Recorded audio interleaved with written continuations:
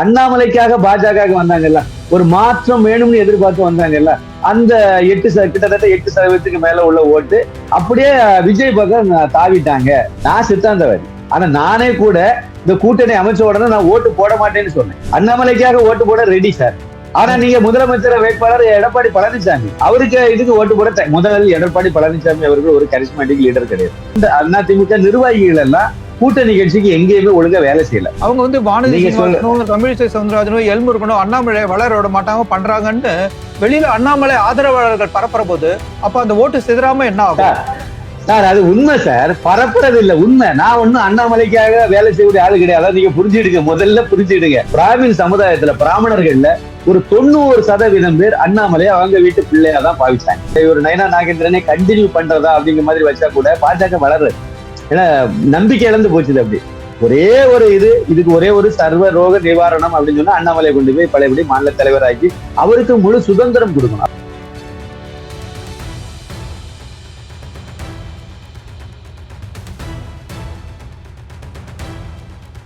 விவாதத்தில் நம்முடன் இணைந்திருப்பவர் திரு சின்னப்பா கணேசன் அவர்களை வரவேற்போம். வணக்கம் சார். வணக்கம் வணக்கம். தென்னவன் நேயர்களுக்கு எனது பணிவான வணக்கம். நேயர்களே, நீங்க நம்ம சேனலுக்கு வந்து சப்ஸ்கிரைப் பண்ணாம பார்த்துருந்தீங்கன்னா ப்ளீஸ் ஒரு தடவை சப்ஸ்கிரைப் பண்ணுங்க. இப்போ நன்றி சார். உங்களுடைய பேட்டியை வந்து சமீப காலமா பல இடங்கள்ல எங்களால கேட்க முடிஞ்சது. நீங்க வந்து பாஜக தோத்ததுக்கு வந்து அதோட அதிமுகவோட கூட்டணியை வச்சது காரணம் அப்படின்னு சொல்றீங்க. அது உங்க கருத்து நிச்சயமா. ஆனா அந்த கருத்து நீங்க சொல்ற போது பல விதமான எதிர்கேள்விகள் வருது. உதாரணமா இப்ப வந்து பாஜக அதுல இருந்து அதிமுக இனிமே எங்களுக்கு எந்த கூட்டணியிலும் நாங்க இல்ல அப்படின்னு சொன்ன போது அது நீங்க ரொம்ப வந்து சிலாகிச்சு இதுக்குதான் நாங்க காத்திருந்தோம், பாஜகவை பிடிச்ச கர்ம ஒழிஞ்சுது அப்படின்னு நீங்க வந்து ஒரு பேட்டி கொடுத்திருந்தீங்க. என்ன காரணம்? ஏன் அவ்வளவு தீவிரமா நினைக்கிறீங்க? இல்ல சார், ஒரே ஒரு இதுதான். பாஜக வந்து அதிமுக கூட்டணி வைக்க கூடாது அப்படி மாதிரி நமக்கு எந்த சிந்தனையும் கிடையாது. அதிமுகவை கட்டமைக்கணும், அதுல இருந்து பிரிஞ்சு போனவங்க எல்லாம் ஒன்று சேர்க்கணும். இப்ப இல்ல, 2024 முன்னாடி இதைத்தான் நான் பேசிட்டு இருக்கேன். அதை இது நான் பேசுறதுக்கு முன்னாடி அண்ணாமலை பேசிட்டார். அவங்க வந்து இதை சொல்லும் போது என்ன சொல்லியிருந்தாரு அப்படின்னா, அதிமுக வந்து பெரிய கட்சி தான், ஆனா அந்த கட்சி வந்து இப்ப வந்து சிதைஞ்சு போயிருக்கு. அதாவது ஓபிஎஸ் வெளியே போயிருக்காரு, தினகரன் தனி கட்சி ஆரம்பிச்சு வச்சிருந்தா, அப்போ தனி கட்சி ஆரம்பிச்சு வச்சிருக்காரு, சசிகலா அந்த அம்மா வெளியே இருக்காங்க. அப்படியே தனித்தனியா அவங்க எல்லாம் இருக்கிறதெல்லாம் ஒண்ணு சேர்ந்து பிரிந்து சென்ற அதிமுகவினர் எல்லாம் ஒன்று சேர்ந்து அந்த கட்சியை பலப்படுத்திட்டா அது வந்து பாஜகவோட அது பெரிய கட்சியா இருக்கும், அது கூட நம்ம கூட்டணி வச்சு அது பிரயோஜனமா இருக்குங்கிற ஒரு கருத்தை சொல்லிட்டு வந்தார். ஆனா அதை வந்து திரு எடப்பாடி பழனிசாமி அவர்கள் ஏத்துக்க தயாரா இல்ல. அவங்க எல்லாம் துரோகிகள் இவர் சொல்லிட்டு இருந்தாரு. இவரு தான் துரோகி, ஒரிஜினல் துரோகி. ஆனா பண்ணிட்டு இருந்தார். பண்ண பிறகு வந்து அதுக்கு பிறகு வந்து அவங்க அந்த கூட்டணியை 2024 தேர்தலில் தனியா நின்னவே எலெக்ஷனை சந்திச்சாங்க. ஒரு வருஷத்துக்கு முன்னாடி பழையபடி கூட்டணி வச்சாங்க. கூட்டணி வச்சாலே எனக்கு உடன்பாடு கிடையாது, எனக்கு கிடையாது. தனிப்பட்ட முறையில் எனக்கு வந்து என்னுடைய பார்வை என்னவா இருந்துச்சுன்னா, அதிமுக பாஜக வந்து அண்ணாமலை அவர்கள் தலைமையில 11.24% ஓட்டு வங்கியை உருவாக்கிட்டு கூட்டணி அப்படின்னு நீங்க கூட்டணி வச்சதுல உடன்பாடு இல்லைங்கிறீங்க. சரி, கூட்டணி வச்சே வந்து இவ்வளவு கம்மியா ஓட்டு வந்திருக்கிற போது கூட்டணி இல்லாம எப்படி அதிகமா வந்திருக்கலாம்? நான் அதான் சொல்ல வரேன். அவருக்கு தலைமையில அண்ணாமலை ஒரு பாஜக தலைமையில ஒரு கூட்டணி அமைச்சிருந்தாரு. அந்த கூட்டணிக்கு 18% ஓட்டு கிடைச்சிருந்து, அதே கூட்டணியில இன்னும் ஒரு சில கட்சிகளை சேர்த்து 2026 வந்து எலெக்ஷனை சந்திச்சிருந்தாங்கன்னா அண்ணாமலை வந்து சீஃப் மினிஸ்டர் கேண்டிடேட்டா இருந்திருப்பார். முதலமைச்சர் வேட்பாளராக திரு அண்ணாமலை ஐபிஎஸ் அந்த அணியில இருந்திருப்பார். எடப்பாடி பழனிசாமி தனியா அவங்களே முதலமைச்சர் வேட்பாளர் நின்றுப்பாங்க. இந்த பக்கம் இப்ப எதிர்பாராம விஜய் வந்து அதுக்கு 2 வருஷத்துக்கு முன்னாடியே ஒரு கட்சி ஆரம்பிச்சிட்டாரு, அவரும் அந்த பக்கம் நின்றுப்பாரு. அப்ப ஸ்டாலினா இருந்திருப்பாரு. போட்டி கடுமையா இருந்திருக்கும். இந்த 2 பேரும் பழைய ஆட்கள் வேண்டான்னு சொல்லும் போது விஜய் விஸ் அண்ணாமலைன்னு மாறி இருக்கும் அந்த களம். அதை வந்து அதுதான் நம்ம எதிர்பார்த்தது. ஒருவேளை ஆட்சி அமைக்க முடியாம அந்த கூட்டணிக்கு, பாஜக தலைமையிலான கூட்டணிக்கு ஆட்சி அமைக்க முடியாமல் போனா கூட கண்டிப்பாக 2வது இடத்துலயாவது பாஜக வந்துரும் அப்படிங்கிற மாதிரி ஒரு பாஜக வளர்ந்து நல்ல பெரிய அளவுக்கு வந்துரும்னு எதிர்பார்த்தோம். இப்ப நீங்க கேட்ட கேள்வி, அந்த கூட்டணி இல்லாம போன உடனே அண்ணாமலைக்காக பாஜக வந்தாங்கல்ல, ஒரு மாற்றம் வேணும்னு எதிர்பார்த்து வந்தாங்கல்ல, அந்த கிட்டத்தட்ட 8% மேல உள்ள ஓட்டு அப்படியே விஜய் பக்கம் தாவிட்டாங்க. அது இன்னும் கொஞ்சம் டீப்பா சொல்றதா இருந்தா, ஏதாவது ஒரு தரவு இருக்கா? அந்த மாதிரி வந்து அண்ணாமலைக்கு ஆதரவா இருந்தவங்க இப்ப வந்து விஜய்க்கு தாவிட்டாங்க அப்படிங்கிறதுக்கு 1-2 உதாரணமாவது இருக்கா? உதாரணமா என்ன மாதிரி கேட்குறீங்க? எனக்கு சர்க்கிள் உள்ளவங்க சொன்னதை வச்சுதான் நான் சொல்றேன். நான் இந்த வாட்டி இவங்களுக்கு தான் ஓட்டு போட்டேன். அதுதான் நான் வந்து விஜய் உங்ககிட்ட வந்து நேரடியா அதாவது சில பேர் சொல்லியிருக்காங்க. என்கிட்ட ஆமா என்னுடைய நண்பர் ஒருத்தர் தினத்தந்தியில வேலை பார்க்கிற, பேர் வேண்டாம்.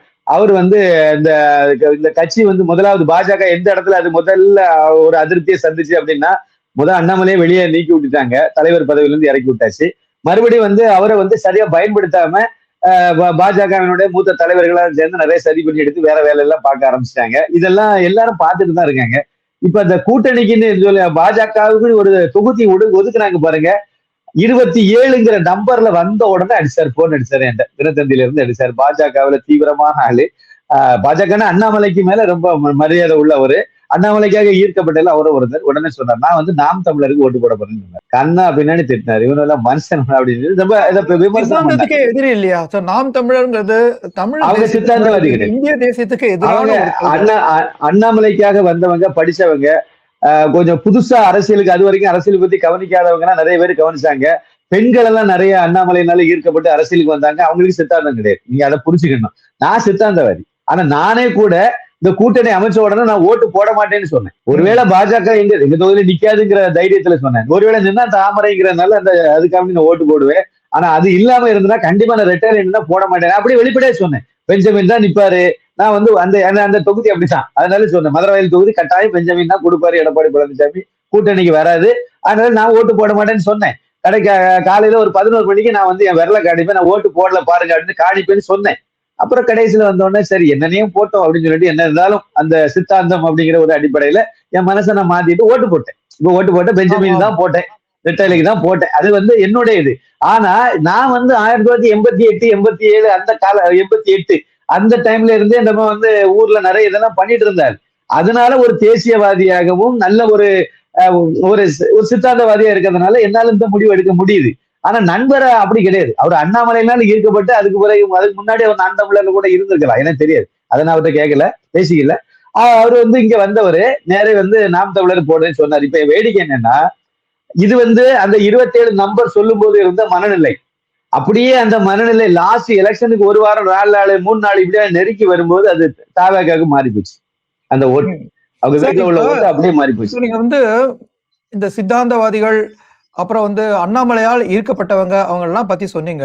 சோ அவங்க எல்லாம் வந்து ஒண்ணு நீங்க வந்து ஒரு சித்தாந்தத்தோட வந்து கொள்கை பிடிப்பா இருந்ததுனால வந்து உங்க கொள்கைக்கு எதிராக இருந்தாலும், அரசியல்ல எதிராக இருந்தாலும் உங்க கொள்கைப்படி நீங்க போட்டு வந்து ஒரு விஷயத்த நல்ல விஷயத்த செஞ்சிருக்கீங்க அப்படின்னு வச்சுக்குவோம். சோ பல பேர் வந்து ஆனா ஓட்டு போடல அப்படிங்கிறது நம்மளால புரிஞ்சுக்க முடியாது. எக்ஸ்ல வந்து அவங்க போடுற ட்வீட்ஸ் அதெல்லாம் பாக்குற போது அண்ணாமலைக்கு எதிராக இருந்தவங்க ஒரு விதத்துல வந்து சந்தோஷமே படுறாங்க, இந்த மாதிரி எடப்பாடி கூட்டணி தோல்வி அடைஞ்சதை பத்தி. அதுல இருந்து புரிஞ்சுக்க முடியாது அவங்க நிச்சயமா ஓட்டு போடல, இல்லாட்டி ஓட்டு போடுறதுல இருந்தே அவங்க வந்து ஓட்டையே போடாம இருந்திருக்காங்க அப்படிங்கறதையும் நம்ம புரிஞ்சுக்க முடியாது. இப்ப அதனால வந்து இந்த தோல்வி வந்தது நீங்க நினைக்கிறீங்களா? ஒருவேளை அவங்க எல்லாம் வந்து உங்களை மாதிரியே ரெட்டை இலைக்கு போட்டிருந்தா இந்த நிலைமை வராம இருந்திருக்கலாமா? இல்ல நமக்கு வந்து பாஜக ஒரிஜினல் ஓட்டு வங்கி 2.6 தானே, 6, 9, 6, 8. அண்ணாமலை இன்க்ரீஸ் பண்ணது எல்லா ஓட்டுமே வந்து பாஜக சித்தாந்தத்துக்காக வேண்டி வந்த ஓட்டு கிடையாது, அண்ணாமலைக்காக பாஜகவுக்கு வந்த ஓட்டு. அண்ணாமலைங்கிற ஒரு தனி மனிதர், அவரை பிடிச்சு போச்சு, அவருடைய டேட்டாஸ் எல்லாம் கொடுக்கிற விதம், அவர் ஒரு படிச்ச ஒரு மனிதர், ரொம்ப நேர்மையான ஒரு போலீஸ் ஆபீசரா இருந்தவர் அப்படின்னு அவரை பத்தி தெரியும் போது ஒரு விஷயத்த பாருங்க சார். அண்ணாமலை பாஜகவுக்கு வர்றதுக்கு முன்னாடி அவர் பாஜக தலைவராக, மாநில தலைவராக வந்து அது அவரை பத்தி எல்லாரும் பேச ஆரம்பிக்க முன்னாடி நம்ம இல்லத்த அரசியலை பத்தி பேசவே மாட்டாங்களே. படிச்சவங்க வந்து வேலை பார்க்கறவங்க வேலையை பார்த்துட்டு செவனேன்னு போயிட்டே இருப்பாங்க, அவ்வளவுதான். அது அரசியல்ல அங்க யாரு வந்தாலும் நமக்கு என்னங்கிற மாதிரி தானே இருப்பாங்க. எலெக்ஷன் அன்னைக்கு ஓட்டு போடுவாங்க, சில பேர் அது கூட போட மாட்டாங்க. படிச்சவங்க தான் ஓட்டு போடாம கூட இருந்தாங்க. நல்லா யோசிச்சு பாருங்க, திருப்பி முன்னாடி கொஞ்சம் யோசிச்சு பாருங்க. இப்படித்தானே இருந்தோம், எல்லாரும் இப்படிதான் இருந்தாங்க. ஆனா அண்ணாமலைனால ஈர்க்கப்பட்டு புதுசா ஒரு மாற்றம் வரும்னு எதிர்பார்த்தாங்க. அண்ணாமலை ஒரு படிச்சவரு, ஏதோ ஊழல் இல்லாம ஒரு நேர்மையான ஆட்சியை கொண்டு வருவாரு அப்படின்னு ஒரு நம்பிக்கை அவர் ஊட்டினாங்க. இன்னொன்னு தைரியமா திமுகவுக்கு அடிமடியில கை வச்சாரு, அவர்தான் வச்சாரு. பாஜக அதுக்கு முன்னாடி இருந்த தலைவரும் சரி, அதுக்கு பின்னாடி வந்த தலைவரும் சரி, அந்த மாதிரி ரொம்ப டேரிங்கா திமுக அவங்க எதிர்கொள்ளல. நமக்கு சித்தாந்த ரீதியா எதிரி திமுக, ஆனா நம்ம எதிர்கொள்ளல. இப்ப நீங்க சொல்ற மாதிரி அந்த ஓட்டெல்லாம் ஏன் வந்து அந்த மாதிரி விஜய்க்கு போச்சுது அப்படின்னு சொன்னா, விஜய் வந்து ஏதோ புதுசா ஒரு மாற்றத்தை கொண்டு வர போறாரு. ஏன்னா திமுக வந்து நேர எதிர தீய சக்திங்கிறதா அன்னைக்கு எம்ஜிஆர் சொன்ன அந்த வார்த்தை இவரு பயன்படுத்தினார், தீய சக்தின்னு அடையாளப்படுத்தினார். அதனால அதுக்கு மாற்று நாங்க தான் அப்படிங்கிற மாதிரி அவர் வந்தாரு. ரசிகர்கள் பட்டாலும் அவருக்கு தனியா ஒரு சப்போர்ட்டிவா இருந்துச்சு. கடைசி நேரத்துல இந்த பக்கம் யாருக்கு நம்ம அவருக்கு இப்ப விஜய்க்கு எதிராக யாரு அண்ணாமலை நின்னா 2 பேர்ல யாருங்கிற ஒரு ஆப்ஷன் நமக்கு கிடைச்சிருக்கும். அப்ப இவருக்கு பக்கம் போலாமே அப்படின்னு தோணும். ஆனா இங்க இருக்கிறது எடப்பாடி பழனிசாமி, சீமானா, அப்புறம் வந்து இவரு மு.க. ஸ்டாலின் இருக்காங்க. அப்ப இந்த 3 பேரையும் பார்க்கும்போது சீமான் வந்து ஒரு 14 வருஷமா எலெக்ஷன்ல நிக்கிறார். பல எலெக்ஷன்ல நின்றுட்டார். அவரால ஒண்ணும் வர முடியல. அதனால அது வந்து போடுறது வேஸ்ட்ங்கிற முடிவுக்கு போறாங்க கடைசியில அந்த மனநிலை. எடப்பாடி பழனிசாமியை 4 வருஷம் முதலமைச்சரை உட்கார வச்சு பார்த்தாங்க. அதே நீட் எதிர்ப்பு, அதே இருமொழி கொள்கை, அதே இந்தி எதிர்ப்பு, அதே டாஸ்மார்க்கை வச்சு நடத்துறது, இது எல்லாமே பாருங்க திமுகவுக்கு பெருசா வித்தியாசம் இருக்காது. ஒரு ஆட்சி மாற்றம் வரும், அவ்வளவுதான். அரசியல் மாற்றம் வராது. நமக்கு தேவை ஒரு அரசியல் மாற்றம், புதுசா ஒரு ரத்தம் வரணும், வந்தாதான் ஏதாவது நல்லது நடக்குங்கிற ஒரு எதிர்பார்ப்பு. அந்த அடிப்படையில நான் வந்து விஜய்க்கு வந்து நம்பி இருக்காங்கன்னு நான் நம்புறேன். விஜயை எதிர்பார்த்திருக்காங்க. அதனால படிச்சவங்களை நீங்க இந்த வாட்டி பாருங்க, ஐடி செக்டர்ல வேலை பார்க்குற நிறைய பேர் வந்து விஜய் தான் ஓட்டு போட்டிருக்காங்க. படிச்சவங்க ஏன் போட்டாங்கன்னா கேளுங்க. சோ நீங்க விஜய் பத்தி சொன்னீங்க, அரசியல் மாற்றத்துக்காக வந்து மக்கள் வந்து ஓட்டு போட்டிருக்காங்கன்ட்டு. அவர் தேர்தல் முன்னாடியில இருந்தே ரொம்ப தெளிவா சொல்லிட்டு இருக்காரு. அவர் வந்து ஃபாலோ பண்றது எல்லாம் திமுகவோட சித்தாந்தம் தான். அவர் திமுகவை அரசியல் எதிரியா சொன்னாரே தவிர சித்தாந்த எதிரியா வந்து சொன்னது பாஜகவை தான். சோ பாஜகவுக்கு போட நினைச்சவங்க இப்ப எப்படி வந்து விஜய போய் பார்த்து போட்டாங்க? ஏன்னா அந்த கட்சி அதே சித்தாந்தம் தான். இப்ப என்னடா அதே கூட்டணியோட தான் அவங்க ஆட்சியில வேற இருக்காங்க. சோ இப்ப வந்து அண்ணாமலை வந்து நிறைய பிரச்சாரம் வேற பண்ணாரு. ரொம்ப தீவிரமா கடைசி கட்டத்துல நல்ல பிரச்சாரம் பண்ணாரு. அதிமுக கேண்டிடேட் வேட்பாளர்களையே ஆதரிச்சு பிரச்சாரம் பண்ணாரு. அண்ணாமலை பார்க்க முடியுது. அப்படி இருக்கிறப்போ அண்ணாமலைக்காக வந்த அந்த கூட்டம் எப்படி அண்ணாமலையை நம்பாம விஜய்க்கு போட்டிருக்க முடியும்? அண்ணாமலை நீங்க முதலமைச்சர் வேட்பாளர் நிறுத்தி இருந்தா தானே அவருக்கு ஓட்டு போடுவாங்க. அண்ணாமலைக்காக ஓட்டு போட ரெடி சார். ஆனா நீங்க முதலமைச்சர் வேட்பாளர் எடப்பாடி பழனிசாமி, அவருக்கு இதுக்கு ஓட்டு போட முதல் எடப்பாடி பழனிசாமி அவர்கள் ஒரு கரிஸ்மேட்டிக் லீடர் கிடையாது. ஜெயலலிதா அந்த அம்மா இருந்தாங்க, எம்ஜிஆர் இருந்தா, அதெல்லாம் வேற கேட்டகரி, அந்த லெவலே வேற. ஆனா அதுக்கு பிறகு கருணாநிதி கூட நீங்க சொல்லுங்க, ஓரளவுக்கு நீங்க அவருக்காக வேண்டி ஓட்டு போட்ட திமுக தொண்டர்கள் எல்லாம் இருக்காங்க. மு.க. ஸ்டாலினே அந்த கரிஸ்மேட்டிக் லீடர் நம்ம சொல்ல முடியாது. அவருக்கு இதை அப்படியே கொண்டு வந்தாரு, பலமான ஒரு கூட்டணி அமைச்சாரு. அந்த வாரிசுங்கிற அடிப்படையில புதுசா வந்தவருக்கு 2021 தேர்தல்ல புதுசா வராரு, இவரு ஏதாவது செய்திட மாட்டாராங்கிற எதிர்பார்ப்பு இதெல்லாம் சேர்ந்து அவர் முதலமைச்சர் இருக்காரு இல்ல அமர வச்சது. ஆனா எடப்பாடி பழனிசாமியை பார்க்கும்போது 4 வருஷமா அவரை பார்த்துட்டோம். அவருக்கு வந்து ஒரு பெரிய ஈர்ப்பு சக்தி அவர்கிட்ட இல்ல. ஆனா அண்ணாமலைகிட்ட இருக்கு. அதனால அண்ணாமலைக்காக வந்தவங்க சித்தாந்தத்துக்கு வரல. அதை போல நீங்க பாத்துக்கணும். அண்ணாமலைக்காக பாஜகவுக்கு வந்தாங்க. தமிழ்நாட்டுல பாஜக அண்ணாமலைக்கு முன்னணி எடுத்தீங்கன்னா கன்னியாகுமரியில கொஞ்சம், இதுல கோயம்புத்தூர்ல கொஞ்சம், தென்காசியில கொஞ்சம், நாகப்பட்டினத்துல கொஞ்சம், ராமேஸ்வரத்துல கொஞ்சம், இப்படித்தானே இருந்துச்சு. அந்த பாஜகவே அப்படித்தானே இருந்துச்சு. அங்கங்க பிட்டு கொஞ்சம் இருந்துச்சு. பாஜக வந்து இங்க கால் ஒண்ணுல தலையும் கிடையாது, வாழம் கிடையாது, இப்படித்தானே கிண்டல் பண்ணிட்டு இருந்தாங்க. அதாவது பாஜக கட்சி வந்து ஒரு கட்சியாவே திமுகவோ மற்ற கட்சிகளோ அங்கீகரிக்கவே இல்லை. அதை இக்னோர் பண்ணிட்டு போயிருவாங்க. ஏன்னா ஒண்ணும் பண்ண முடியாது இவங்களால அப்படின்ட்டு. பாஜகவுக்கு ஓட்டு போடணும்னு நினைச்சவங்க கூட, சித்தாந்தத்துல ஈர்க்கப்பட்டவங்க கூட பாஜகவுக்கு ஓட்டு போட்டு அந்த ஓட்டு அந்த திமுக ஆட்சிக்கு வர்றதுக்கு வழி வகுத்துறோம், கருணாநிதி முதலமைச்சர் ஆயிடுவாரு, அதனால ஜெயலலிதா போடுறோம், இப்படிதான் கடந்த காலங்களே இருந்துச்சு. அந்த அடிப்படையில தான் சொல்றேன், அண்ணாமலைக்காக வந்தவங்க அண்ணாமலை வந்தா ஒரு பெரிய மாற்றம் கொண்டு வருவாரு நம்புனாங்க படிச்ச மக்கள். அது வரல. அவர் முதலமைச்சர் வேட்பாளரா இல்ல. அதனால அவங்க வந்து எடப்பாடிக்கு ஓட்டு போடுறதுக்கு தயாரில்ல. Point number 1. 2வது, அதிமுகவினுடைய அதிமுக நிர்வாகிகள் எல்லாம் கூட்டணி கட்சிக்கு எங்கேயுமே ஒழுங்கா வேலை செய்யல. பாஜகவினர் அதிமுக நின்ன தொகுதி, உதாரணத்துக்கு எங்க கன்னியாகுமரி சட்டமன்ற தொகுதி கரெக்டா வேலை பார்த்தாங்க, எல்லாம் பண்ணாங்க. அவர் தொடர்ந்து இருந்தாரு. அவருக்கும் நிறைய பிரச்சனை, தலவாய் சுந்தரம் அவர்களுக்கும். கடைசியில வெற்றி பெற்றார். ஏதோ கன்னியாகுமரி மாவட்டத்துல ஒரே ஒரு வெற்றி அவர் தான் கிடைச்சது. அதை அவர் பண்ணாரு. அந்த பாஜக தொண்டர்கள் எல்லாம் கரெக்டா வேலை செய்தாங்க. கூட்டணி தொண்டர்கள் எல்லாம் ஒரு முடிஞ்ச அளவுக்கு நல்லா வேலை செய்திருக்காங்க. அதிமுக மட்டும் கூட்டணி கட்சிகளுக்கு ஒழுங்கா வேலை செய்யல. பல இடங்கள்ல அந்த இது ஒண்ணு உண்டு. அப்புறம் 2வது, அண்ணாமலை எல்லா இடமும் பிரச்சாரம் பண்ணாரு. ஆனா அவரை ஓரங்கட்ட காரணமா இருந்தது தமிழிசை சவுந்தரராஜன். அவரை அண்ணாமலையை ஓரங்கட்டுறதுக்கு காரணமா இருந்தது டாக்டர் எல் முருகன். அவரை ஓரங்கட்டுறதுக்கு காரணமா இருந்தது வானதி சீனிவாசன். கோயம்புத்தூர் தோக்குறதுக்கு அந்த மாதிரி பின்னாடி வேலை செய்யுச்சு. இப்படி எல்லாம் ஒரு வெளியே ஒரு செய்தி வெளியே உலா வரும்போது, இதை வந்து அண்ணாமலைக்காக கோயம்புத்தூர்ல ஓட்டு போட்டவங்க கூட அதை முழுக்க நம்பும் போது, இவங்க என்னதான் பண்ணாலும் அண்ணாமலையே வானதி சீனிவாசன் அவர்களை வண்டியில 2 வீலர்ல பின்னாடி வச்சு கூட்டிட்டு போனா கூட அவங்க வந்து ஓட்டு போடுறதுக்கு தயாரா இல்லைல்ல. அப்படித்தான் அது மாறி இருக்கு. இல்ல 70,000 ஓட்டு அண்ணாமலை வாங்கியிருக்காரு.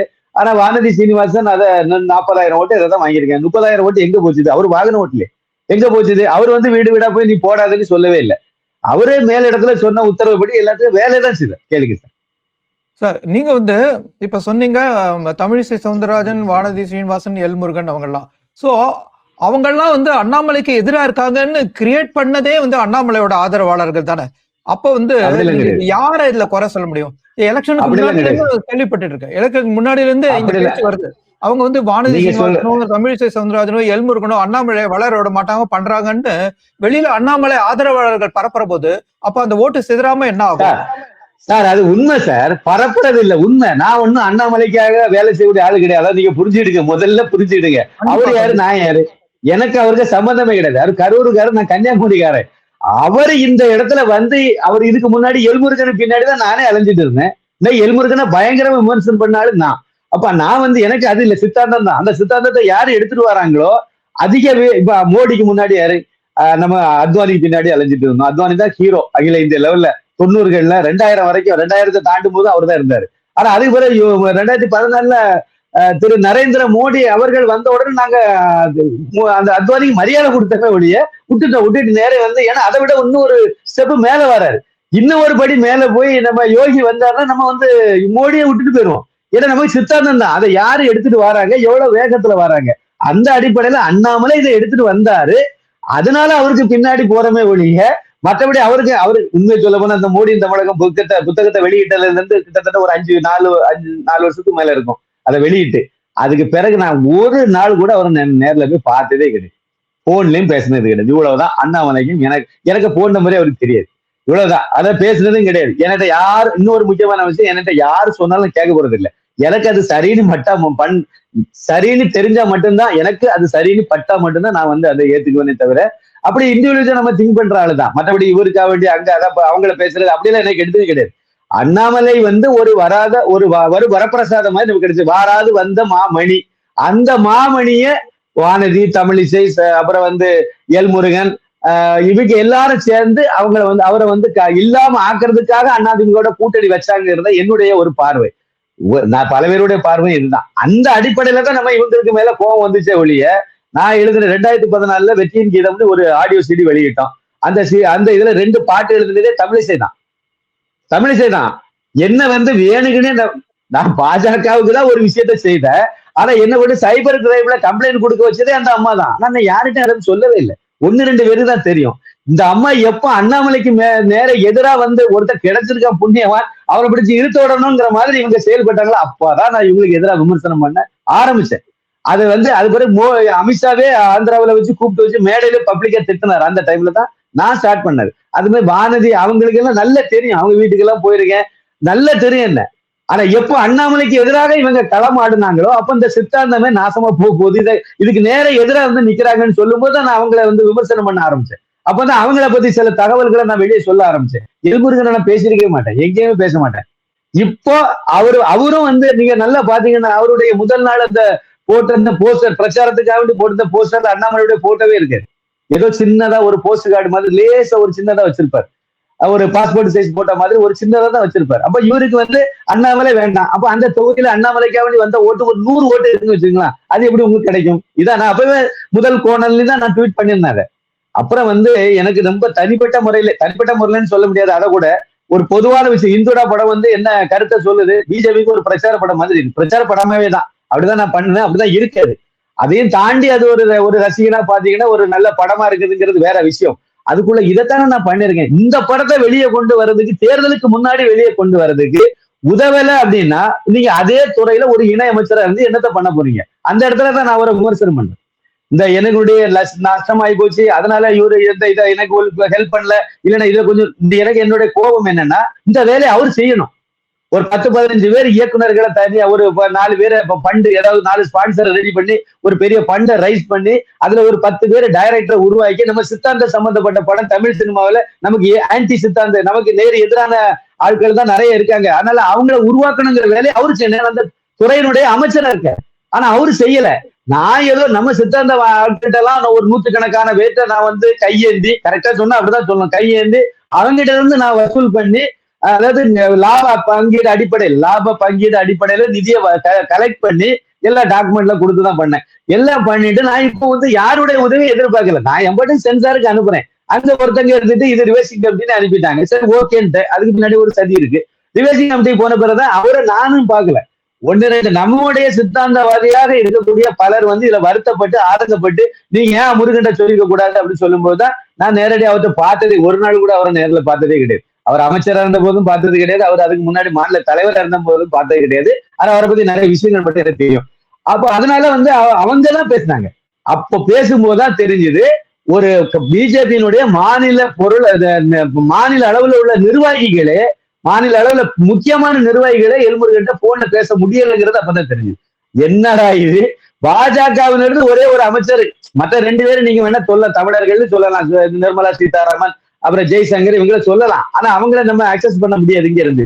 ஏன்னா இன்னொன்னு கேபினெட் மினிஸ்டர், இன்னொன்னு ஜெய்சங்கர், அவங்க எல்லாம் வந்து அவர் வந்து அதிகாரியா இருந்தவர், அவர் ஒன்றும் கட்சிக்காரர் கிடையாது. நிர்மலா சீதாராமன் அந்த அம்மாக்கு வந்துட்டு போவாங்க, அதனால இருக்கலாம். இருந்தாலும் குறிப்பிட்ட 1-2 பேர் தான் அவங்க வந்து அப்ரோச் பண்ண முடியும். ஆனா இவர் எல்முருகன் இங்கே இருக்க முடியாது.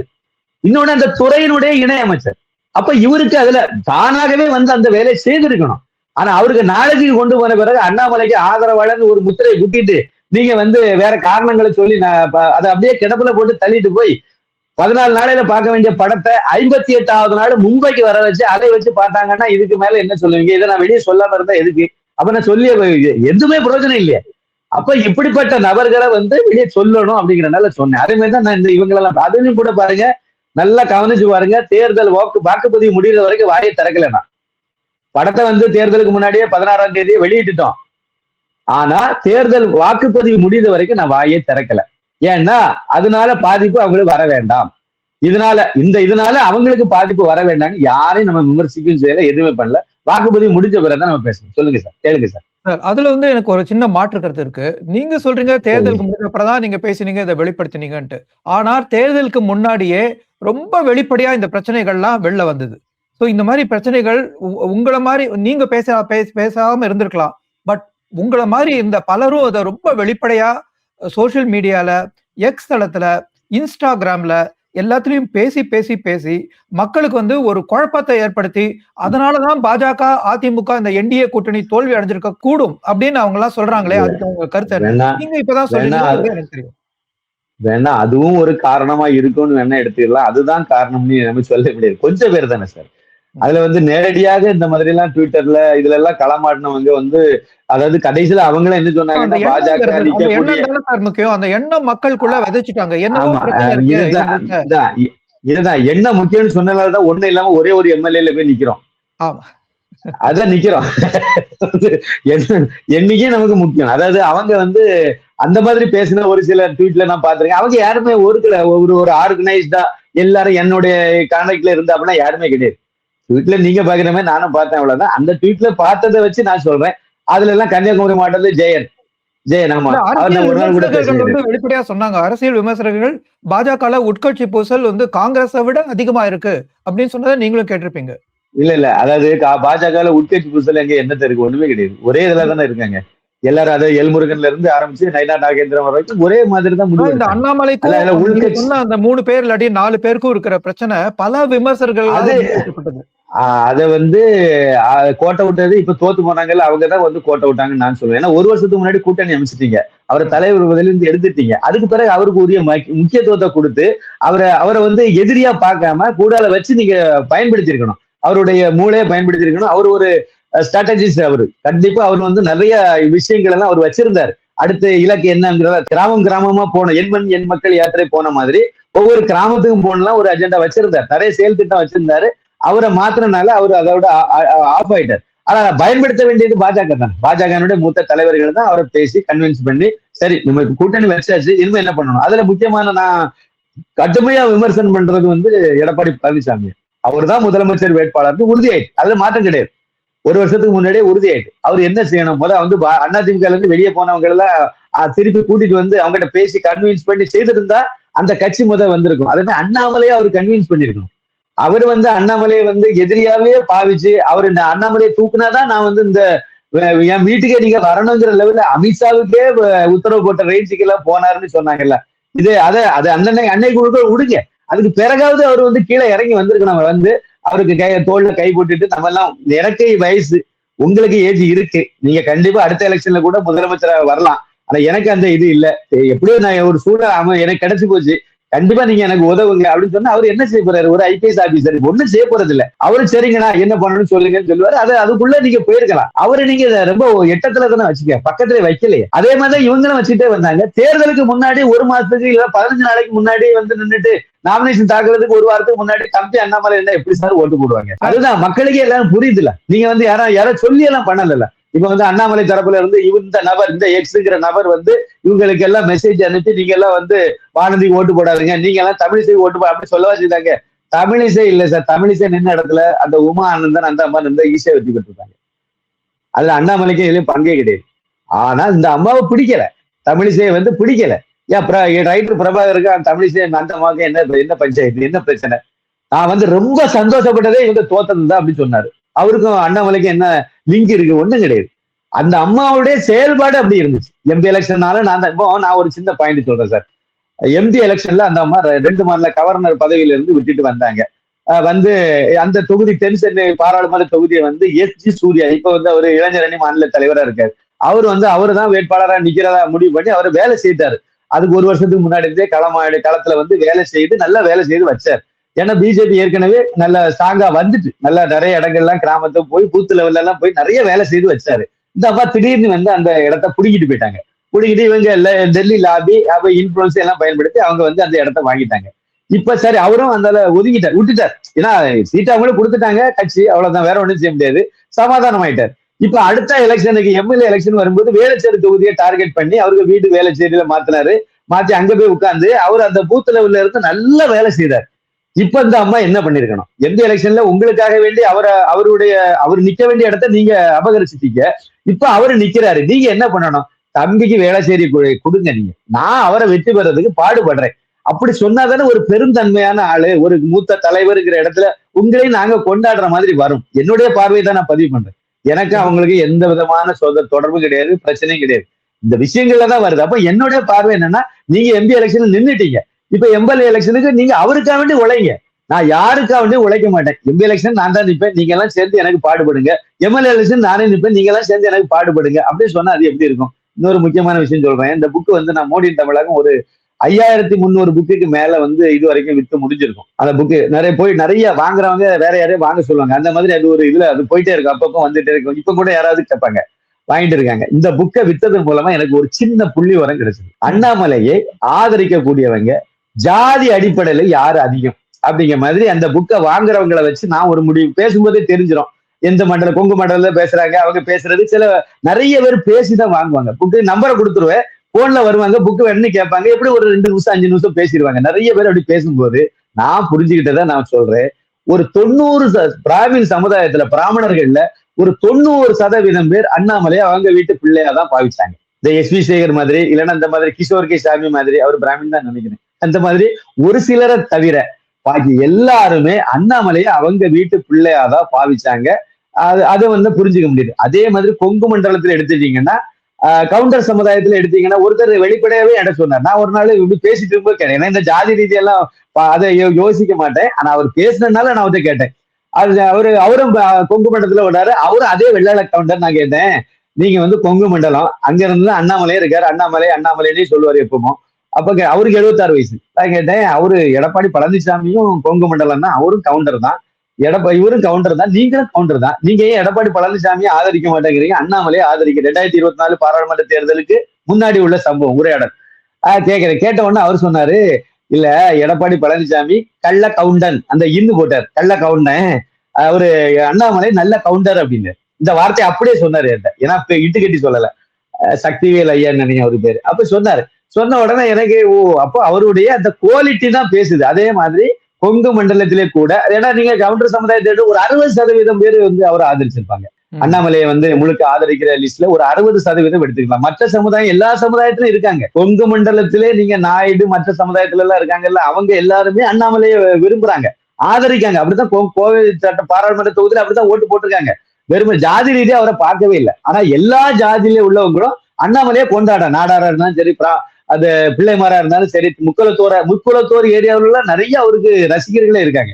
அது மாதிரி எல்லாம் கடந்துதான் அவர் போயிட்டு இருந்தார். அவர் ஒரு ஜாதி கட்டமைப்புக்குள்ள வரல. ஆனா நான் என்ன எதுக்கு நான் இந்த மாதிரி இந்த விஷயத்த சொன்னேன்னா, இவங்க நின்ன மயிலாப்பூர் தொகுதியை வச்சு நான் பேசுறேன். மயிலாப்பூர் தொகுதியில இருந்த பிராமின்ல ஒரு 10% ஓட்டு கூட இவங்களுக்கு தமிழிசைக்கு விழுந்திருக்காரு. தென் சென்னையில அவங்க நின்னதுக்கு பதிலாக பாராளுமன்ற தேர்தல்ல வேற யாராவது ஒரு கேண்டிடேட்ல நின்றிருந்தா, சூர்யாவோ வேற யாராவது நின்றிருந்தாங்கன்னா நிச்சயமா இன்னும் 1,00,000 ஓட்டு கூட கிடைச்சிருக்கும். அந்த அளவுக்கு இவங்க வந்து அந்த அவங்களுடைய செயல்பாட்டை அப்படி வெளியே காட்டி விட்டாங்க. ஒரு ஏதோ ஒரு அவர்னஸ் அவங்க கிரியேட் பண்ணி விட்டாங்க. அது வந்து அவங்களுடைய செயல்பாடு மூலமாக அப்படி பதிவாகி போச்சு. அதனாலதான் தமிழிசைக்கு அவ்வளவு பெரிய பின்னடைவு. இன்னொன்னு அவங்களும் வந்து கீழே இறங்கி வர்ற மாதிரி எல்லாம் தெரியல. அதாவது வந்து நம்ம வந்து ஒரு பரந்த மனப்பான்மையில செயல்படுவோம், ஒரு எலெக்ஷன்ல நம்ம வந்து தவிர்த்துட்டு அடுத்த எலெக்ஷன்ல நிப்போம், அந்த மாதிரியே வேற எந்த இதுவுமே இல்லை. எது இருந்தாலும் எனக்கு தந்தே ஆகணும். இந்த எலெக்ஷன்ல கூட அவங்க வலுக்கட்டாயமா சண்டை போட்டுதான் அந்த சீட்டு வாங்கினாங்களாம். அப்படிதான் சொன்னாங்க. ஒரு நண்பர் ஒருத்தர் சொல்லும் போது அவங்க இதுல போட்டியிடுற மாதிரியோ மயிலாப்பூர் வாங்குற மாதிரியோ ஒரு இவங்களுக்கு அஜெண்டாவே இல்லை ஆனா அந்த அம்மா வந்து வாங்கியே தீரணும், எனக்கு நான் அதிலேதான் நிற்பேன் அப்படின்னு சொல்லிட்டு அவங்க அதை பிராமின் சமுதாயம் நிறைய இருக்கு, ஓட்டு பிஜேபிக்கு நிறைய விழும். ஏன்னா போன எலெக்ஷன்ல எம்பி எலெக்ஷன்ல அந்த தொகுதியில நிறைய ஓட்டு விழுந்திருக்கு. இதெல்லாம் கால்குலேட் பண்ணி அவங்க நின்னாங்க. கடைசியில அதாவது அண்ணாமலைக்கு எதிராக போனதுனாலதான் சார் இவங்க எல்லாம் தோத்தாங்க. எதிராக போனாங்க, இவங்களை தோக்கணும்னு நினைச்சாங்க. அதனாலதான் நீங்க முதலாவது எடுத்து அடுப்புன்னு சொன்னீங்களா, இவங்க எல்லாம் தோத்தல நிறைய பேர் கொண்டாடுறாங்க அப்படின்ட்டு. அது உண்மையும் கூட. அதாவது அந்த அளவுக்கு ஓட்டு போட்டவங்க அண்ணாமலைக்கு ஆதரவாளர்கள் கொண்டாடுறாங்கிறத விடுங்க, ஓட்டு போட்ட சாதாரண ஆட்களே அதை தான் சொல்றாங்க. அவங்களே வந்து இவங்களுக்கு வேணும் தேவைதான் அப்படிங்கிற மாதிரி தான் சொல்றாங்க. சரி, இப்ப வந்து நடப்பு விஷயத்துக்கு வருவோம். சோ இன்னைக்கு நடந்த வாக்கெடுப்புல பாஜகவோட ஒரு எம்எல்ஏ போஜராஜன் அவர் வந்து நடுநிலைமையா வகிச்சிருக்காரு. கட்சி மேலிட சொல்லிதான் அவர் இந்த முடிவை எடுத்திருப்பாரு அப்படின்னு நமக்கு புரியுது. சோ இப்ப வந்து எடப்பாடி வந்து ஆதரவு இல்லாத தன்மையை எடுத்திருக்காரு. அதிமுக இருந்து பிரிஞ்ச கூட்டணி ஆதரவு எடுத்திருக்காங்க. பாஜக வந்து நடுநிலைமையை எடுத்திருக்கு. இதை எப்படி பாக்குறது? இப்ப இந்த பாஜகங்கிறது எடப்பாடியோட நிக்க போறதா, நிக்காதுன்னு தெரியாது, ஏன்னா ஆதரவு இல்லாத நிலைமை எடுத்திருக்காங்க. இப்ப எடப்பாடியோட பிரிஞ்ச அதிமுக ஆதரவு எடுத்திருக்காங்க விஜய், இதுக்கு இவங்க நடுநிலையா எடுத்திருக்காங்க. இதை நம்ம எப்படி பார்க்கணும்? பாஜக ஒருவேளை விஜயோட வந்து நம்ம வந்து ஒத்து போலாம், அவரோட வந்து ஒரு கூட்டணி வைக்கலாம் எதிர்காலத்துல அப்படின்னு நினைக்குதா? இல்ல, பாஜக விரும்பணும், அவர் விரும்பணும்ல. அவர் காங்கிரஸ் கூட போறதுல இருந்தா மத ரீதியா தான் அவர் யோசிக்கிறார். நான் அதை அப்படிதான் சொல்லுவேன். இதை வெளிப்படையா மத ரீதியா தான் சொல்றாரு, எதிர்பார்க்கிறாரு. மத ரீதியா தான் சபாநாயகரை தேர்வு செய்து சபாநாயகரா உட்கார்ந்து இருக்காரு. இப்போ ஜேசிடி பிரபாகர் அவரெல்லாம் யாருன்னு நினைக்கிறீங்க? மத பிரச்சாரம் பண்ணிட்டு இருந்தார், பைபிளை கொடுத்து மதம் மாத்திட்டு இருந்தார். அவரை கொண்டு போய் நீங்க சபாநாயகர் ஆசனத்துல உட்கார வச்சிருக்கீங்க. அப்புறம் வந்து இந்த அறநிலைத்துறைக்கு வந்து ஒரு இஸ்லாமியர் நியமிச்சதா ஒரு செய்தி வருது, எனக்கு உண்மை தெரியல. இல்ல, இன்னும் இலாகா அறிவிச்சதா நான் இன்னும் உறுதியா அது வரல. அதனால நானும் வந்து இன்னொன்னு வரல. அதனால அது ஏதோ தவறா கிளப்பி விட்டுருப்பாங்கன்னு தான் நான் நினைக்கிறேன். அதுல உண்மை இருக்காதுன்னு நினைக்கிறேன். கண்டிப்பா அது பண்ண மாட்டாங்க, யாரா இருந்தாலும் பண்ண மாட்டாங்க.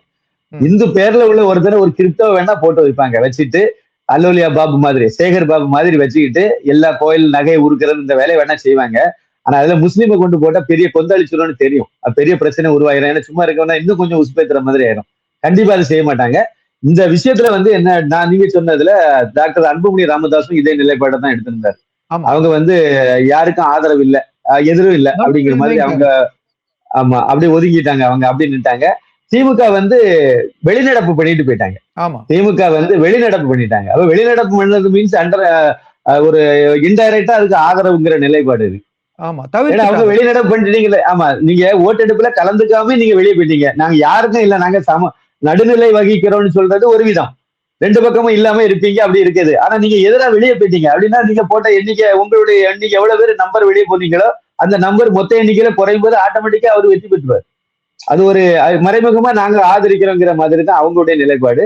அதிமுக பொறுத்த வரைக்கும் அது ரெண்டா உடைஞ்சு அதுலயும் வந்து இல்ல ஒரு முக்கியமான விஷயம் என்னன்னா, நான் கேள்விப்பட்ட வரையில திரு எடப்பாடி பழனிசாமி அவர்கள் வந்து அந்த தேசிய ஜனநாயக கூட்டணிங்கிற அடிப்படையில அன்புமணி ராமதாஸ் கிட்டையும் பாஜகவிலையும் வந்து நீங்க இதுக்கு எதிர்த்து ஓட்டு போடணும்னு கோரிக்கை வச்சதாகவும் அதை மீறி இவங்க நடுநிலை வகுத்ததா தான் அந்த கருத்தை சொல்றாங்க.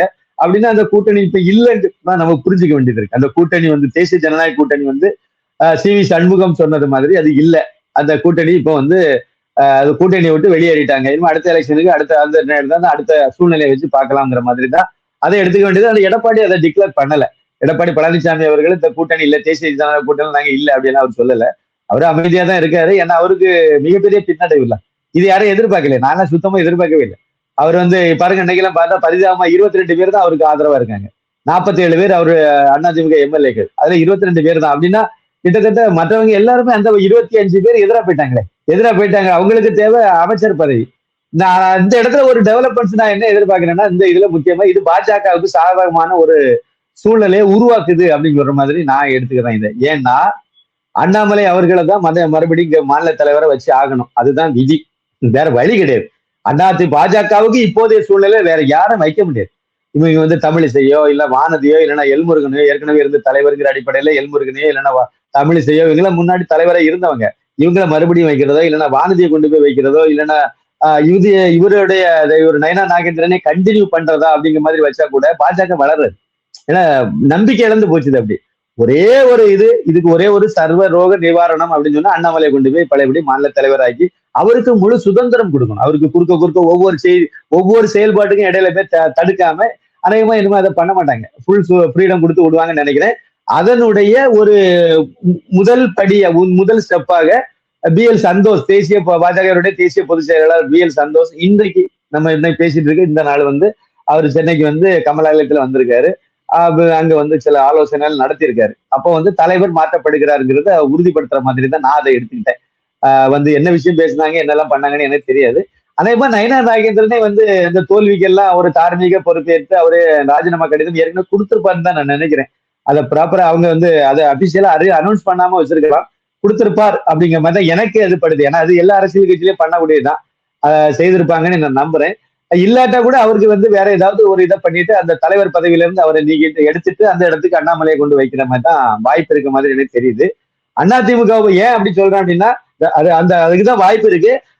பாஜகவுக்கு நன்மை அப்படின்னு ஏன் சொல்றேன் அப்படின்னா அதிமுக வந்து ரெண்டா பிரிஞ்சு எதுவுமே இல்லாம ஆயிப்போச்சு, வலுவிழந்து போச்சு, ரெண்டு ஒண்ணு இல்லாம செதறி போச்சு, சுத்தமா செதறிச்சு. அது உங்க கருத்தா இருக்கலாம். பட் அந்த பிரிவு பெற்ற அதிமுக 25 பேர் இருக்காங்களே, அவங்க வந்து தாவேக்காவுக்கு வந்து இந்த வாக்கெடுப்புக்கு முன்னாடியே ஆதரவு தெரிவிச்சு பண்ணிட்டாங்க. ஒருவேளை அவங்க அமைச்சரவையில இடம்பெற்று அதுல இருந்து வந்து அதிமுக 2 அப்படிங்கறது வளர்த்து எடுக்க முயற்சி பண்ணலாமோ? இல்ல, முதல் பாயிண்ட் ரெட்டையில சிம்பிள் போயிடும். ரெட்டையில வந்து ரெண்டா உடஞ்சுது. ஏன்னா எம்எல்ஏ எலெக்ஷன்ல ரெண்டா போயிட்டாங்க, ரெண்டு பேரும் வலுவான எண்ணிக்கையில இருக்காங்க. அப்ப 1-2 ஏதாவது வச்சிருப்பாங்க, அது இருக்கும் சட்டசபையை பொறுத்த வரைக்கும். ஆனா ரெட்டையில சிம்பிள் வந்து இனிமே எந்த எலெக்ஷன்லயும் இவங்க பயன்படுத்த முடியாது. அது கோர்ட்டுக்கெல்லாம் போய் அது முடிவாயி அப்புறம் வந்து இதுக்கடையில இன்னும் யாரெல்லாம் இல்ல கேஸ் போட போறாங்களே தெரியாது. இப்போதைக்கு ரெண்டு குரூப்பும் எங்களுக்கு தான் ரெட்டையில், நாங்க தான் உண்மையான அதிமுக கிளைம் பண்ணுவாங்க. அப்படி கிளைம் பண்ணும்போது ரெண்டு பேருக்குமே இல்லாம தான் அது போகும். அதான வழக்கமான ஒரு இது. ரெட்டையில இல்லாம இருந்தாலே இந்த கட்சிக்கு வந்து அதுக்கு பிறகு ஓட்டு போடுறவங்களும் போடுறது வாய்ப்பு இருக்காது. அது ஒரு பாயிண்ட் நான் சொல்றது. இன்னொன்னு, திரு எடப்பாடி பழனிசாமி அவர்கள் வந்து 2024 தான் கடைசி அவருக்கு வந்து ஒரு சரியான ஒரு இதா இருந்தார். தனியா நின்று ப்ரூவ் பண்ணது 20% ஓட்டு இருக்குங்கிறத வச்சிருந்தாங்க. அந்த நேரத்திலே கூட அதுக்கு ஒரிஜினலா இன்னும் நிறைய ஓட்டு வந்திருக்கணும். அந்த ஓட்டெல்லாம் அண்ணாமலைக்காக பாஜக வந்து நம்ம சொல்றோம்ல 8% ஓட்டு, அதுல ஒண்ணு கொஞ்சம் ஒரு குறிப்பிட்ட பகுதி வந்து அதிமுகவில இருந்து வந்த ஓட்டு தான். அந்த அதிமுகவுடைய அனுதாபிகள், எம்ஜிஆருடைய விசுவாசிகள், அவங்க எலெக்ஷன்ல எல்லாம் ஒன்றும் பெருசா பங்கெடுக்க மாட்டாங்க, இல்லைன்னா கட்சியில எல்லாம் ஈடுபட மாட்டாங்க. ஆனா விசுவாசமா இருப்பாங்க, அந்த கட்சிக்கு ஒரு சப்போர்ட்டரா இருந்துட்டு இருக்கக்கூடிய ஓட்டு மட்டும் போடுவாங்க. அந்த மாதிரிப்பட்டவங்க எல்லாம் தான் நிறைய அண்ணாமலை வந்த பிறகு அந்த பக்கம் நகர்ந்தாங்க. அப்படி நகர்ந்தவங்க எல்லாம் சேர்த்துதான் வந்து 8% ஓட்டு அவர் தனிப்பட்ட பொருள் அண்ணாமலைக்காக 8%, ஒரு 3% இருந்த ஓட்ட 11.5%, 11.24% உயர்த்தினாரு. அதுல தோராயமா ஒரு 8.25% அண்ணாமலைக்காக வந்த ஓட்டுன்னு நம்ம எடுத்துக்கிட்டோம் அப்படின்னா அதுல ஒரு பாதி அளவாவது அதிமுக இருந்து வந்திருக்கும். எல்லாமே புதுசா வெளியே இருந்து வந்த ஓட்டு கிடையாது. ஒரு பாயிண்ட் ஒரு இடத்துல வந்து அண்ணாமலை பதிவு பண்ணியிருந்தார், நான் வந்து ஒரு கட்சி அதிமுக அழிஞ்சு அதன் மூலமாக பாஜக வளர்க்கணும்னு நான் நினைக்கல. பாஜக வந்து புதுசா எந்த கட்சிக்கும் சாராதவங்க இருக்காங்கல்ல, நடுநிலையோட இருக்காங்கல்ல, அந்த மக்கள் அப்புறம் புதுசா வரக்கூடிய வாக்காளர்கள் இவங்க வந்தா போதும், அதுல நாங்க பாஜக வளர்த்துக்குவோம், இப்படிதான் அவர் சொன்னார். அப்ப அதுக்கு அவர் சொன்ன இடம் வந்து எதுக்காக சொன்னாருன்னா அதிமுகவை கட்டமைங்க, ஓபிஎஸ் உள்ள கொண்டு வாங்க, தினகரனை உள்ள கொண்டு வாங்க, சாந்தாமா சசிகலாவை உள்ள கொண்டு வாங்க. இதுதான் அவரு அந்த டைம்ல அதை தான் மல்லு கட்டிட்டு இருந்தார். அதை ஏத்துக்கல. அதுலதான் முரண்பாடே வந்துச்சு. எடப்பாடி பழனிசாமிக்கும் அந்த இவருக்கு இடையில முரண்பாடு வந்தது அப்படிதான் வந்துச்சு. இப்ப நான் என்ன சொல்றேன் அப்படின்னா, இப்ப அதிமுக தானாகவே அழியுது. எல்லாரும் எதிர்பார்த்தது இந்த எலெக்ஷன்ல திமுக அழியும், ஆட்சியில இருந்து இறங்கும், குறைஞ்சபட்சம் இறங்கி அது சரிவு சோக்கி சந்திக்கும். ஒரு 5 வருஷம் கழிச்சு அதிமுக இதே மாதிரி ஒரு சூழ்நிலைக்கு வரும், தமிழ்நாட்டுல புது ரத்தங்கள் தான் வரும் அப்படின்னு ஒரு சின்ன கணிப்பு இருந்துச்சு. பார்த்தா துரதிருஷ்டவசமாக திமுக தோத்து போச்சுது, அதிமுக அழிஞ்சு போச்சு. எருமை இது ஒரு கரிஸ்மேட்டிக் லீடர் எம்ஜிஆர் இறந்து போயிட்டாங்க, காலமானாங்க. காலமான உடனே அதிமுக ரெண்டா உடைஞ்சுது. ஜானகி அணி ஜெயலலிதா அணி ஜே அப்படின்னு சொல்லி ரெண்டா பிரிஞ்சாங்க அப்படின்னா ஜெயலலிதா அவங்க ஒரு நடிகை பிளஸ் அதிமுகவில் எம்ஜிஆர் கூடவே ஒரு டிராவல் பண்ணி அவங்க அதிமுகல ஒரு தலைவராகவே அவங்க அறியப்பட்டுட்டாங்க. இப்ப அந்த இடத்துல வந்து அவங்க கை ஓங்கிட்டு மக்கள் மத்தியில அந்த அதிமுக தொண்டர்கள் மத்தியில ஜானகி மனைவியா மட்டும்தான் இருந்தாங்க. அவங்க வேற எந்த அரசியலும் ஈடுபடாம இருந்தாங்க. ஆனா மூத்த அமைச்சர்கள் எல்லாம் ஜானகி கூட தான் இருந்தாங்க. ஜெயலலிதா பக்கம் யாருமே இல்லை. கன்னியாகுமரி மாவட்டத்தை எடுத்தீங்கன்னா அன்னைக்கு ஒரு சின்ன காலேஜ் ஸ்டூடெண்ட் தான் ஆஸ்தி. அவர் வந்து அவர் மட்டும்தான் இருந்தார் அந்த பக்கத்துல. அவரு வயசு ரொம்ப கம்மி, பெரிய பொறுப்பும் கிடையாது, ஏதோ சின்ன பொறுப்புல இருந்திருப்பான்னு நினைக்கிறேன் அந்த சமயத்துல. அதனாலதான் வந்து ஜெயலலிதாவுக்கு ரொம்ப பிடிச்சு போச்சு அவரை. அவர் என்ன வேலை பார்த்தாரு அப்படின்னா அன்னைக்கு அந்த டைம்ல, அதாவது 90க்கு முன்னாடி அந்த பிரச்சனை நடந்த அந்த ரெண்டா பிரிஞ்சு இருந்த நேரம், அதுக்கு பிறகு வந்த தேர்தல்ல கன்னியாகுமரி எல்லையில இருந்து ஆரம்பிச்சு நாகர்கோவில், கன்னியாகுமரி மாவட்டத்தினுடைய எல்லையில இருந்து நாகர்கோவில் டவுன் வரையும் 2 பக்கமும் அந்த மின் கம்பங்கள்லாம் இருக்குல்ல, அதுல ஒரு ஆள் உயரத்துக்கு 6 அடி உயரத்துக்கு ஒரு போஸ்டர் சாதாரண ஒரு பேப்பர் பிரிண்ட் தான் அது அடிச்சு அதுல ஒரு ஜெயலலிதா நின்று கும்பிட்டு இருக்க மாதிரி ஒரு இது கீழே எஸ் ஆஸ்டின்னு அவருக்கு பேரு. அவ்வளவுதான், வேற எதுவுமே இருக்காது அதுல. அந்த போட்டோல வேற எதுவுமே இருக்காது. இதை ஒரு கோணி பையில்னு சொன்னோம்னா ஒரு தட்டி செய்து அதுல ஒட்டி வரிசையா வச்சுட்டாரு. ஜெயலலிதா இங்க இருந்து போகும்போது 2 பக்கம் பார்த்தா முழுக்க ஜெயலலிதா போட்டோவா இருக்கு. கீழே ஒரு எஸ் ஆஸ்டின்னு ஒரு பையன் மட்டும் பேர் மட்டும் இருக்கு. அங்க போன உடனே நாகராஜா திடல்ல மீட்டிங். அங்க போன உடனே முதல்ல கேட்டது இந்த பையன் யாரு, ஆஸ்டின்னா யாரு? அப்ப அவரு தானே அவரை கூட்டி கொண்டு இவனா, சரி வா அப்படின்னு சொல்லி பையன் வயசு ரொம்ப கம்மியா இருந்துச்சு. அங்கேயே அவங்க வந்து அடையாளப்படுத்திட்டாங்க. அதனுடைய இது 92ல அவங்க 91ல அவங்க வந்து ரொம்ப பவர்ஃபுல் முதலமைச்சரா வந்து வந்தாங்க பாருங்க. அந்த நேரத்துல அவர் கன்னியாகுமரி மாவட்டத்துல பவர்ஃபுல்லா இருந்தாரு அதிமுக. அசைக்க 3 அமைச்சர்கள். ஆனா இவருக்கு தான் வேல்யூ. இவர் சொல்றதுதான் அவங்க செய்து ஆகணும். இவர் என்ன சொல்றதோ அதான் ஏத்துக்குவாங்க ஜெயலலிதா. அந்த அளவுக்கு பவர்ஃபுல் சக்தி வாய்ந்ததா இருந்தாங்க. காரணம் அவங்க கரிஸ்மேட்டிக் லீடர். அதனால மக்கள் அவங்கள ஏத்துக்கிட்டாங்க. அந்த ஜானகி அம்மா வந்து அதை ஒத்துக்கிட்டு சின்ன தண்ணியே கட்சியை வழி நடத்துன்னு சொல்லி விட்டுட்டு ஒதுக்கிட்டாங்க. இது அன்னைக்கு இருந்த சூழ்நிலை. இன்னைக்கு நீங்க அப்படியே எடுத்து பாருங்க. CV சண்முகத்தை நம்பி யாராவது ஓட்டு போடுவாங்களா? அவர் எதுக்கு மயிலம் தொகுதிக்கு வந்தாரு? இப்ப அவர் வெற்றி பெற்ற தொகுதி மயிலம். அந்த தொகுதியில அதை வந்து வன்னியர்கள், அதாவது பாமகவுக்கு அதிகமான செல்வாக்கு, பாஜகவுக்கும் நல்ல செல்வாக்கு, அங்க நல்ல ஓட்டு வங்கி இருக்காங்க அந்த தொகுதியில. மயிலத்துல வந்து பாஜக மற்ற வட பகுதிகளை விட வட மாவட்டத்துல மற்ற பகுதிகளை விட கூடிய வன்னியர் பெல்ட்ல அந்த மயிலத்துல வந்து அதிகமான ஓட்டு பாஜகவுக்கு இருக்கு. இந்த 2ஐயும் எதிர்பார்த்துன்னு வந்தார் அவரு. பாமக ஓட்டு பிளஸ் இது. அவர் இல்லைன்னா திண்டிவனத்துல நின்றுக்கலாமே, இல்ல விழுப்புரத்துல நின்று. அதுதான் அவங்க இதுக்கு முன்னாடி எம்எல்ஏ அங்கதானே ஆனாரு. அவரையும் அதை விட்டுட்டு சொந்த தொகுதி விட்டுட்டு ஓடி வந்தாரு. அப்போ பாஜகவினுடைய தயவு, பாமகவுடைய தயவு, இதுல இருந்து அவர் வெற்றி பெற்றாரு. அப்ப அவருடைய தனிப்பட்ட செல்வாக்குனால பண்ண முடியல. சரி, எடப்பாடி பழனிசாமி அந்த எடப்பாடி தொகுதி விட்டு வெளியே வர சொல்லுங்க, வெற்றி பெற முடியாது அவரால். எந்த தொகுதியில ஒரு கரிஸ்மேட்டிக் லீடர்னா எங்க வேணாலும் நிக்கணும்ல, தமிழ்நாட்டை எங்க போய் நின்னாலும் வெற்றி பெறணும்ல. அப்படி அதனாலதானே அதுதானே சரியா இருக்க முடியும். இது அவருக்கு சேஃபான அவருக்கு தொகுதியில அதுலயும் திமுக டம்மி வேட்பாளர் போட வச்சு அப்படி ஒரு அண்டர்லிங் எல்லாம் பண்ணி தானே அவர் வந்துட்டு இருக்காரு. இவ்வளவு வருஷமா அப்படிதான் பண்ணிட்டு இருக்காரு. நான் என்ன சொல்றேன்னா, கரிஸ்மேட்டிக் லீடரை இவங்க கிடையாது. இவங்களை நம்பி தொண்டர்கள் விற்கிறதுக்கு எதுவும் வாய்ப்பு இல்லை. அதுல ஒரு சந்தர்ப்பம் கிடைச்சு 2024 தனியா நின்னாரு. சரி பரவாயில்லங்கிற லெவல்ல ஓட்டு சரிஞ்சாலும் ஒரு 20% ஓட்டு அளவுக்கு வந்து நின்னாங்க. இப்ப கூட்டணி அப்படிங்கிறத வச்சு அளவிட ஒரு சின்ன நம்பிக்கை அந்த தொண்டர்களுக்கு ஓரளவுக்கு கிடைச்சது. அது இந்த விஜய் அலையில அதுவும் அடிச்சுட்டு போயிட்டு வாய்ப்பு இல்லாம போயிட்டு. இப்ப இனிமேல் அவங்க அதுல வேற 2ஆ பிரிஞ்சுட்டாங்க, உடைஞ்சிட்டாங்க. 2021 வாங்கின எம்எல்ஏக்களை விட இப்ப அதுவும் 47க்கு வந்து சுருங்கிட்டு அப்படியே 63, 64 இருந்தாங்க. இப்ப அது 47 குறைஞ்சு போச்சு. அதுவும் எம்எல்ஏக்களும் கீழே இறங்கிட்டாங்க. அதுவும் சண்டை போட்டு எலெக்ஷன் முடிஞ்சு ரிசல்ட் வந்து அன்னைக்கே இவங்க பாகப்பிரிவினையே பண்ணிட்டாங்க. நாங்க வந்து விஜய் கூட தான் போறோம் அப்படின்ட்டு. அப்படிதான் அதெல்லாம் நடந்துட்டு இருக்கு, நம்ம பார்த்துட்டு இருக்கோம். அப்ப இதுல வந்து மக்கள் என்ன நம்பிக்கையில வர மாட்டாங்க. அப்ப அந்த ஓட்டு எங்க போகும்? கண்டிப்பா திமுகவுக்கு போகாது.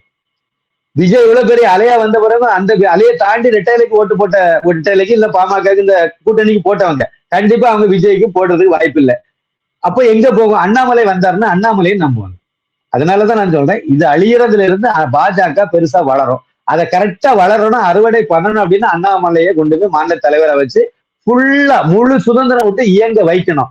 இல்லைன்னா அண்ணாமலை ஏற்கனவே என் மண் என் மக்கள் யாத்திரையெல்லாம் போய் சும்மா அந்த குடும்ப பெண்கள் எல்லாம் அரசியல் பக்கம் கவனிக்க வச்சு அவங்களும் அரசியல் பேச வச்சு எல்லாம் பண்ணி பாஜகவை தமிழ்நாட்டு முழுக்க கொண்டு போய் சேர்த்து வளர்த்து எல்லாம் பண்ணி இளைஞர்கள் எல்லாம் புதிய வாக்காளர்கள் எல்லாம் உள்ள எடுத்துட்டு வந்து ஒரு பாதை புதுசு மாற்றம் வேணும்னு சொல்லி பிரச்சாரம் பண்ணி எல்லாம் பண்ணி வச்சாரு. அவரை தூக்கி வச்சுட்டீங்க. அப்படியே கடைசியா வந்து விஜய் வந்தாரு, இந்த இதெல்லாம் சேர்த்து அவர் அறுவடை பண்ணிட்டு போயிட்டாரு. இதே மாதிரி மறுபடியும் ஒரு சந்தர்ப்பம் வராத அளவுக்கு தான் பாஜக மேலிடம் முடிவு எடுக்கும். ஏன்னா இது ஒரு பெரிய மைனஸ் அவங்களுக்கு. மேலிடத்துல எடுத்த முடிவு தவறானது, ஒரு பிழையானது அப்படிங்கிறத வந்து இப்ப எல்லாத்துக்கும் புரிஞ்சுட்டு நிச்சயமா அவரை நம்ம களம் இறக்கிடுவாங்க. அதுக்கு உள்ள சூழ்நிலை தான் இருக்கு. அதனுடைய முதல் படி தான் நான் ஏற்கனவே சொன்ன மாதிரி BL சந்தோஷ் அவர்கள் இங்க வந்திருக்காரு. அண்ணாமலையும் நான் என்னைக்கு வரேன்னு தெரியல, எனக்கு தெரியல. நம்ம செய்தியை வச்சுதான் நான் சொல்றேன். அமெரிக்கால இருந்து உங்க ஏரியால தான் இருக்காரு. ஒரு ஒண்ணு என்ன சீக்கிரம் 1-2 நாளையில அவர் வர வாய்ப்பு. ஸ்டான்ஃபோர்ட்ல இருந்து நேரா சென்னைக்கு தான் வரார். அப்படியா? சரி. அதாவது வந்து பாஜகவுக்கு ஒரு முக்கியமான ஒரு வேலை இருந்துச்சு. ஏன் உடனடியாக ஏன் பண்ணல அப்படின்னா, வெஸ்ட் மேற்கு வங்காளம் வந்து பாஜகவுக்கு ஒரு முக்கியமான ஒரு வெற்றி அது. அது வந்து பங்களாதேஷுடைய பார்டர் அது. அந்த பார்டர் முதல் வேலை பாருங்களேன். முதல் கையெழுத்து சுவேந்த அதிகாரி எதுக்கு போட்டாரு? 650 ஏக்கர் வந்து அந்த எல்லை ஓரத்துல கம்பி வேலி அமைக்கிறதுக்காக மத்திய அரசுக்கு அந்த BSFக்கு அந்த இடத்தை எழுதி கொடுத்தாரு. அதுதான் முதல் கையெழுத்தே அதுதான். அப்போ அந்த அம்மா 15 வருஷமா இருந்து அதுக்கு தடைக்கெல்லாம் உட்கார்ந்துட்டாங்க. மம்தா பானர்ஜி யார் வேணாலும் உள்ள வந்துட்டு போங்க, திறந்த வீட்டுல நாய் நுழைஞ்ச மாதிரி வாங்க சொல்லி பங்களாதேசிகள்லாம் உள்ள விட்டு ஓட்டு உரிமை கொடுத்து எல்லாம் பண்ணி சீரழிச்சுட்டாங்க. அப்ப அது ரொம்ப முக்கியமானது. அப்போ மேற்கு வங்காளத்துல பதவி பிரமாணம் அடுத்து வந்து அஸ்ஸாம் அது முடிச்சுட்டாங்க. இன்னைக்கு வந்து பாண்டிச்சேரியிலையும் முடிச்சுட்டாங்க. இந்த பாஜக கூட்டணி அப்படிங்கிற அடிப்படையில 3 மாநிலத்திலையும் பதவி பிரமாணம் எல்லாம் முடிஞ்சு அது ஒரு முடிவுக்கு வந்துட்டு இப்ப அடுத்த லெவலு தமிழகத்துல அவங்களுடைய கவனம். தமிழகத்துல தோல்விக்கு என்ன பிரச்சனை, அதுக்கு அனலைஸ் பண்ணி ஒன்னும் ஆக போறது இல்லை. அடுத்து என்ன செய்யலாம் அப்படிங்கிற இடத்துல அண்ணாமலையை மறுபடி இங்க கொண்டு வரதுக்குள்ள ஏற்பாடு ஏற்கனவே பேசி முடிச்சிருப்பாங்கன்னு நினைக்கிறேன். அதனால இனிமே ஒரு வாரத்துக்குள்ள இதுக்குடைய ஏற்பாடுகள் நடக்கும்னு நான் நம்புறேன். நன்றி நன்றி. நேயர்களே, உங்க கருத்துக்களை இந்த சுவாரஸ்யமான விவாதத்தை பத்தி நீங்க வந்து சொல்லணும். அண்ணாமலை என்ன செய்ய போறாரு, நயினா நாகேந்திரன் என்ன செய்ய போறாங்கன்னு நம்ம சின்னப்பா கணேசன் வந்து சொன்னாரு. அதை பத்தி உங்க கருத்துக்களை நீங்க கமெண்ட் செக்ஷன்ல பதிவிடுங்க. மீண்டும் ஒரு முறை சந்திப்போம். நன்றி, வணக்கம். நன்றி சார். நன்றி, மிக்க நன்றி.